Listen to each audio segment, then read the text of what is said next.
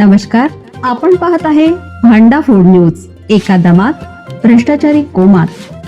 Social media, कर्जबाजारी, गुन्हेगारी, सट्टेबाजी, चोरी, मटका, जुगार, दारू, सावकारशाही, न्यायाच्या प्रतीक्षेत प्रशासन.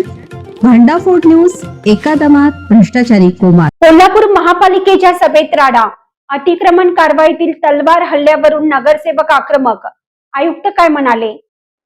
कोल्हापूर महानगरपालिकेच्या सोमवारी झालेल्या सर्वसाधारण सभेत शहर पतविक्रेता समिती अतिक्रमण हटाव कारवाई करून सत्ताधारी आणि विरोधकांनी प्रशासनाला धारेवर धरलं. राजोपाध्ये नगर येथील सांस्कृतिक भवनासाठी जागा भाड्याने देण्याच्या प्रस्तावावरून सभागृहात सत्ताधारी आणि विरोधकांमध्ये जोरदार खडाजंगी झाली. कोल्हापूर महानगरपालिकेची 9वी सर्वसाधारण सभा आज राजर्षी छत्रपती शाहू महाराज सभागृहात पार पडली. पुरवणी कार्यपत्रिकेतील शहर पतविक्रेता समितीच्या ठरावावर सभागृहात जोरदार चर्चा झाली. 2 दिवसापूर्वी लुगडी बाजार, मटण मार्केट परिसर, गंजी गल्ली आणि बिंदू चौक येथे करण्यात आलेल्या अतिक्रमण हटाव मोहिमेवर सत्ताधाऱ्यांसह विरोधी नगरसेवकांनी अधिकाऱ्यांना आज जाब विचारला. अतिक्रमण कारवाईनंतर बिंदू चौकात झालेल्या तलवार हल्ल्यात अनेक जण जखमी झाल्याच्या घटनेवर संबंधित अधिकाऱ्यांवर कारवाईची मागणी करण्यात आली.